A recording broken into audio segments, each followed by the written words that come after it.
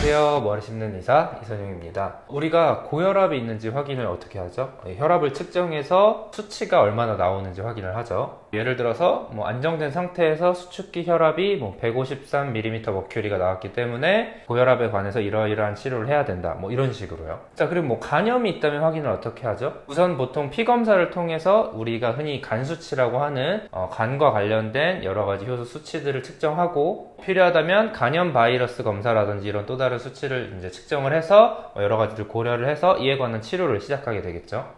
근데 우리가 고민하는 탈모는 어떻죠? 탈모된 부위를 우리가 육안이라든지 현미경으로 확인을 하고 모발 개수를 세어본다든지 밀도를 측정하거나 굵기를 측정해 볼 수는 있겠지만 사람마다도 다르고 한 사람 안에서도 두피 부위마다 이런 것들이 다 다르기 때문에 하루에 몇 개 이상 빠지면 탈모라든지 두피의 모발이 1제곱센티미터당 몇 개가 있으면 몇 개 이하부터는 탈모, 또는 모발 굵기가 몇 마이크로미터 이하면 탈모, 이런 식으로 칼같이 딱 여기서부터는 탈모, 여기서부터는 탈모 아님, 이렇게 할 수는 없어요.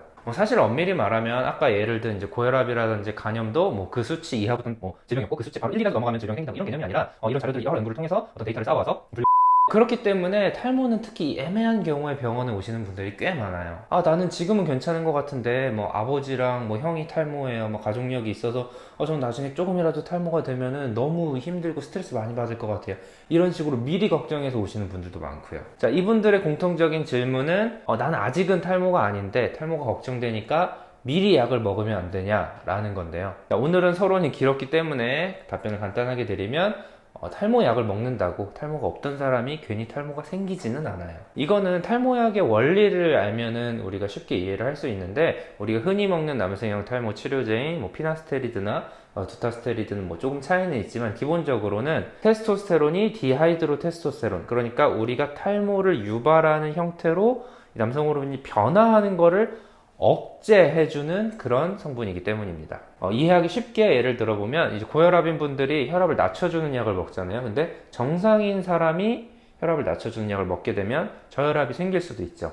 다만 내가 열이 났을 때 해열제를 먹잖아요. 근데 이것들은 열이 나는 거를 억제해주는 그런 원리이기 때문에 정상 체온인 사람이 해열제를 먹는다고 몸이 막 차가워지진 않는 거죠. 그렇다고 해서 상관없어요, 그럼 미리 드세요, 이렇게 단순하게 말하지 않는 건 어느 약이 그렇듯 탈모약도 적은 확률로 부작용이 생길 수 있기 때문입니다. 보통 우리가 어떤 약을 먹을 때 부작용 대비 효과의 어떤 밸런스를 따져서 내가 얻을 수도 있는 부작용보다 내가 얻을 수 있는 이 효과가 더 컸을 때 이 약을 복용하게 되는데, 탈모가 아닌 경우에 이 약을 먹게 된다면 우리가 얻을 수 있는 효과는 사실상은 없는 거죠, 실제로는.